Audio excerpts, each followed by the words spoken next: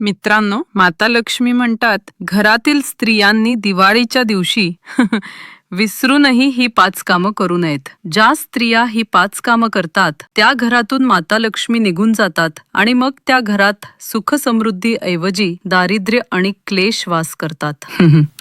मित्रांनो, माता लक्ष्मी यांनी सांगितलेली ही कथा शेवटपर्यंत नक्की ऐका, कारण अर्धवट ज्ञान हे विषा समान असते आणि जो ही कथा पूर्ण ऐकतो माता लक्ष्मी त्याची झोळी आनंद आणि समृद्धीने भरून देतात. मित्रांनो, खूप वर्षांपूर्वी मध्य देशात एक अत्यंत सुंदर आणि संपन्न नगर होते. त्या नगरात देवयानी नावाची एक स्त्री आपल्या पती कमलेश आणि सासू सासऱ्यांसोबत राहत होती. ती रोज सकाळी ब्रह्ममुहूर्तावर उठत असे, अंगण झाडून स्वच्छ करत असे, नंतर सुंदर रंगोली काढत असे आणि घर सजवत असे. यानंतर ती तुळशीला पाणी अर्पण करत असे आणि देवतांची पूजा करत असे. तिचा स्वभाव इतका मधुर होता की शेजारी म्हणायचे, ही तर साक्षात लक्ष्मीच आहे. तिचा पती कमलेश एक व्यापारी होता.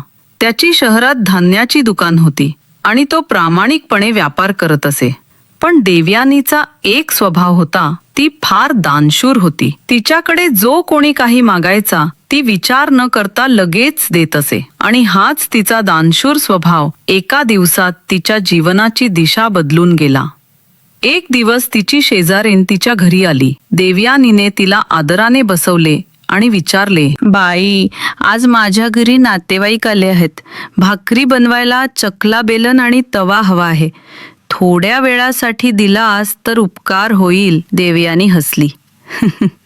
अग, यात काय आहे बाई, तुझे काम झाले की परत दे. ती स्वयंपाकघरात गेली आणि चकला बेलन व तवा दिला. थोड्या वेळाने दुसरी शेजारीण आली. ती म्हणाली, बाई, माझा झाडू तुटला आहे. घर साफ करायला काहीच नाही. देवयानी म्हणाली, थांब, मी आणते. आणि तिने विचार न करता झाडू दिला. काही वेळानंतर तिसरी शेजारीण आली आणि म्हणाली, आज माझ्या मुलीला पाहायला मुलाचे लोक येणार आहेत, पण माझ्याकडे चांगली साडी आणि दागिने नाहीत. जर तू 1 दिवसासाठी दिलेस तर माझी लाज वाचेल. देवयानीला तिची दया आली. ती म्हणाली, बाई, चिंता करू नकोस. हे घे, माझी साडी आणि हे दागिने तुझ्या मुलीवर खूप छान दिसतील. संध्याकाळी चौथी स्त्री आली. ती म्हणाली, माझं मूल भुकेलं आहे आणि घरात दूध नाही. देवयानी म्हणाली, अगं बाई, ही तर काहीच गोष्ट नाही. थांब, मी देते. ती स्वयंपाकघरात गेली, दूध काढले आणि दिले. देवयानीला आनंद झाला की तिने सगळ्यांची मदत केली.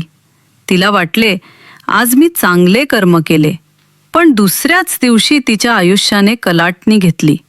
सकाळी एक माणूस धावत आला आणि म्हणाला, कमलेश भाई, तुमच्या दुकानात चोरी झाली आहे. कमलेश घाबरून दुकानात गेला. पाहिले, सगळे लुटले गेले होते. सगळे धान्य, सगळे पैसे, काहीच शिल्लक नव्हते. तो निराश होऊन घरी परतला आणि पत्नीला म्हणाला, सगळं संपलं. देवयानी म्हणाली, तुम्ही चिंता करू नका. घरच्या तिजोरीत जे पैसे आहेत त्यातून आपण पुन्हा व्यापार सुरू करू. पण जेव्हा तिनं तिजोरी उघडली ती पूर्ण रिकामी होती. कमलेशचा चेहरा लाल झाला. तो म्हणाला, हे सगळं तुझ्या दान देण्याच्या सवयीचं फळ आहे. सगळ्यांना वस्तू देत फिरतेस. कुणीतरी संधी साधून घर लुटलं. सासू सासरेही म्हणाले, आम्ही सांगितलं होतं, सगळ्यांना घरचं देऊ नकोस. आता भोग. देवयानीचे अश्रू थांबत नव्हते. ती म्हणाली, मी माझे दागिने परत आणते. पण जेव्हा ती शेजारींच्या घरी गेली ती तर दागिने घेऊन पळाली होती. कमलेश रागात म्हणाला, आता तू या घरात राहू शकत नाहीस. तुझ्या मूर्खपणाने सगळं नष्ट केलंस. देवयानीने हात जोडून म्हटलं, हे स्वामी, मी कुठे जाऊ? तुम्हीच माझं सर्व काही आहात. पण कमलेशने तिचं एकही ऐकलं नाही. तुटलेली देवयानी रडत रडत माता लक्ष्मीच्या मंदिरात पोहोचली. ती मूर्तीसमोर पडली आणि रडत म्हणाली, हे माता, मी कोणता अपराध केला? मी रोज तुमची पूजा करत होते, तरीही तुम्ही माझं घर का सोडलंत? ती रडत रडत जवळच्या नदी किनारी गेली. तिच्या डोळ्यात अश्रू होते, हृदयात निराशा. आता मी माझे प्राण सोडते, ती म्हणाली. तेवढ्यात आकाशात तेज प्रकाश पसरला. एक दिव्य ज्योती अवतरली आणि साक्षात माता लक्ष्मी तिच्यासमोर प्रकट झाल्या. माता म्हणाल्या, थांब लेक, हे काय करायला निघाली आहेस? देवयानीने डोके झुकवून म्हटलं, हे माता, माझ्या पतीने मला घरातून हाकलून दिलं आहे. मी सगळ्यांचं भलं केलं तरीही सगळं गमावलं.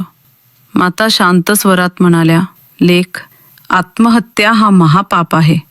कितीही संकट आली तरी मनुष्याने स्वतःचे प्राण सोडू नयेत. पण तुझं दुःख मला ठाऊक आहे. तुझ्याशी अन्याय झाला नाही. तू फक्त विसरून काही पवित्र वस्तू इतरांना दिलीस. देवयानी म्हणाली, हे माता, कृपया सांगा माझी चूक काय होती. लक्ष्मी म्हणाल्या, ऐक लेक, घरातील 5 वस्तू अशा आहेत ज्या कधीही कोणाला द्यायच्या नसतात. पहिली, चकला, बेलन आणि तवा या स्वयंपाकघराचं हृदय आहेत. याच्याने देवांना नैवेद्य तयार होतो. याचं दान स्वयंपाकघराची पवित्रता हरवून टाकतं. दुसरी, झाडू. झाडूत माझं वास्तव्य असतं. जिथे स्वच्छता असते तिथेच मी निवास करते. जो ती इतरांना देतो तो स्वतःच्या घरातून लक्ष्मीला बाहेर करतो. तिसरी, संध्याकाळच्या वेळी मीठ, पीठ, दूध किंवा दही या वस्तूंचं दान अन्नक्षय आणतं. संध्याकाळचा वेळ देवीचा विश्रांतीचा काळ आहे. त्यावेळी दान केल्यास अशुभ फल मिळतं. चौथी, स्वतःचे दागिने किंवा शृंगाराच्या वोकेशनलाच्या वस्तू या स्त्रीच्या सौभाग्याच्या प्रतीक आहेत. याचं दान तिचं सौभाग्य कमी करतं. पाचवी, सकाळी दुधाचं दान. दुधाचा व्यापार वेगळा आहे, पण सकाळचं दान धनहानी आणतं. यानंतर देवयानी माता लक्ष्मीच्या चरणी पडली आणि क्षमा याचना केली. माता लक्ष्मी म्हणाल्या, देवयानी, तुझी भक्ती खरी होती. तुझं दान निर्मळ भावनेतून होतं, म्हणून मी तुला क्षमा करते. तू जे दुःख भोगलंस तीच तुझी परीक्षा होती. आता मी तुला तुझं धन, वैभव आणि सौभाग्य परत देते. असं म्हणून माता अदृश्य झाल्या. देवयानीने हात जोडून धन्यवाद दिला आणि घरी निघाली. रस्त्यात तिचा पती कमलेश भेटला. डोळ्यांत अश्रू होते. तो म्हणाला, देवयानी, मला माफ कर. माता लक्ष्मीच्या कृपेने सगळं परत मिळालं. ज्यांनी आपलं धन घेतलं होतं ते स्वतः परत देऊन माफी मागायला आले. देवयानीच्या डोळ्यांत पाणी आलं. ती म्हणाली, माता लक्ष्मी दयाळू आहेत.